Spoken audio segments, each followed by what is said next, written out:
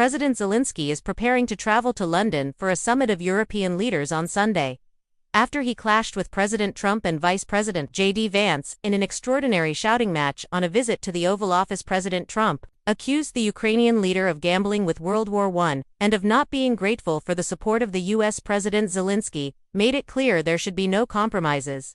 With President Putin following all that drama, the president of Ukraine was ordered to leave the White House, and a much-anticipated minerals deal was not signed. The U.S. president later said President Zelensky could return when he was ready for peace. Our North America editor Sarah Smith has this report. Donald Trump began the day confident he was about to sign a very advantageous deal with Ukraine. These kind of events are all very carefully planned, and they usually do stick to the script. You sit down in the Oval Office with all of the accompanying press, where the conversation starts with pleasantries, sometimes even a little joke, and I do like your clothing. Yeah. Really, there are obvious tensions. President Zelensky wants security guarantees from America that Donald Trump says are not on offer, but it was AJ from a reporter about Mr. Zelensky's outfit that actually set the aggressive tone. Why don't you wear a suit? You're at the highest. Why don't you wear a suit? You're at the highest level in this country's office, and you refuse to wear a suit. Just want to see if you do own a suit. Yeah, problem I. A lot of Americans have problems with you not respecting the of this office. I will wear costume after this war will finish. Okay, he was accused of being disrespectful in his dress and in his attitude for refusing to agree to what Donald Trump thinks a peace deal in Ukraine should look like, for explaining his fears for his country. And do you think that it's respectful to come to the Oval Office of the United States of America and attack the administration that is trying to prevent the destruction of your country? A lot of questions. Let's start from the beginning. First of all, this is the moment a disagreement became a full-blown fight. Donald Trump is clearly furious, and you'll see the two leaders start angrily talking over each other, fingers pointing, tempers free. Don't tell us what we're going to feel. We're trying to solve a problem. Don't tell us what we're going to feel. I'm not telling you. Because you're in no position to dictate that. Remember this. You're in no position to dictate what we're going to feel. You're gambling lives of millions of people. You're gambling with World War I. You're gambling with World War I. If you didn't have our military equipment, this war would have been over in 2 weeks, in 3 days. I heard it from Putin, in 3 days. This is something in 2 weeks, of course. He has. It's going to be a very hard thing to do business like this. They obviously cannot agree on a ceasefire like this with Donald Trump as angry as he has ever appeared in public. Volodymyr Zelensky refusing to back down, enraging the American president even further. They may never agree on whether Vladimir Putin can be trusted to stick to the terms of any deal. She's asking, what if Russia breaks the ceasefire? What if anything? What if a bomb drops on your head right now? Okay, what have they broke it? I don't know. They broke it with Biden, because Biden, they didn't respect him. They didn't respect Obama. They respect me. You're either going to make a deal, or we're out, and if we're out, you'll fight it out. I don't think it's going to be pretty, but you'll fight it out. But you don't have the cards. But once we sign that deal, you're in a much better position, but you're not acting at all thankful.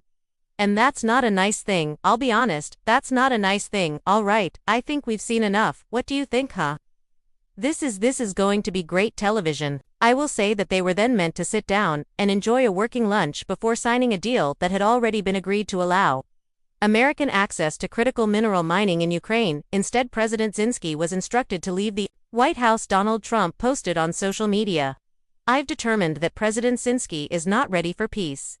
If America's involved, because he feels our involvement gives him a big advantage in negotiations, he disrespected the United States of America in its cherished Oval Office, he can come back when he's ready for peace. As he got ready to leave, the cameras lined up ready to catch Mr. Zelensky being expelled from the White House. He knows he needs American backing to fight the war. He needs American support to get what he wants in any peace deal right now. He's made an enemy of the one man he really needs as an ally. Sarah Smith, BBC News, Washington. So how has this exchange been viewed in Kyiv? Here's the take of our Ukraine correspondent, James Waterhouse. This leaves Ukraine having to fight on. There is no respite from the day-to-day full-scale invasion it continues to combat. If you look at Donald Trump, perhaps suggesting the door is still open. Perhaps if you look at President Zelensky, still thanking America after that extraordinary exchange, perhaps there is still some collaborating to be done down the line.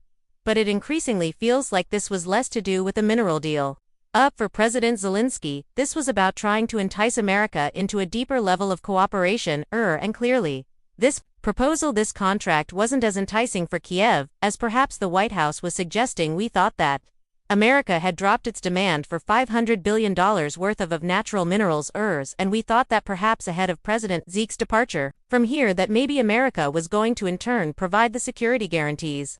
The military promises it wants to prop up any ceasefire in the future, because what Ukraine and Europe agree on is that they still need America to be there in case this war was to reignite. But at the moment, it seems you have a White House refusing to commit to that, despite lengthy diplomatic efforts over the course of this week, and you saw President Zelensky there, seemingly having to stand his ground. I mean, the people you speak to here in Kiev.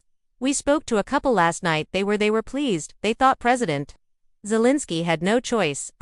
There are some MPs who felt he could have been a bit more tactile in the face of a verbal attack by the President and Vice President of the United States. But broadly speaking, there's a rule. In Ukraine there's a pattern whenever the country is under threat, be it from the invad or whether it's President Zelensky himself, it fuels a political unity where you'll have his most fierce political rivals and they don't hold back in parliament. There is a deep division on domestic issues, like mobilization for example, but in these periods, there is unity because the country does not want to appear divided, not least in the face of Russia. James Waterhouse there for us in Kyiv. Well, European leaders have been rallying behind Ukraine, expressing their full backing of Kyiv's efforts to repel Russia's invasion. The British Prime Minister Sir Keir Starmer, fresh off his own visit to the White House, spoke to both President Trump and President Zelensky. A spokesperson said Sir Keir retains unwavering support for Ukraine and is doing all he can to find a path forward to a lasting peace based on sovereignty and security for Ukraine, adding that the Prime Minister looks forward to hosting an international leaders summit on Sunday, including President Zelensky. A string of other U.S. allies, including France, Germany, and Poland, also issued statements of support. The French President Emmanuel Macron said on X that there is an aggressor, Russia, and there is a victim. Ukraine Prime Minister of Poland Donald Tusk wrote, "Dear Zelensky, dear Ukrainian friends, you are not alone." Canadian Prime Minister Justin Trudeau offered his support, writing that Canada will continue to stand with Ukraine and Ukrainians in achieving a just and lasting peace. Meanwhile, President Trump was praised by Hungary's Prime Minister Viktor Orban, who said that the U.S. leaders stood for peace, and former Russian President Dmitry Medvedev applauded Mr. Trump, calling President Zelensky an insolent pig who got a proper slapdown.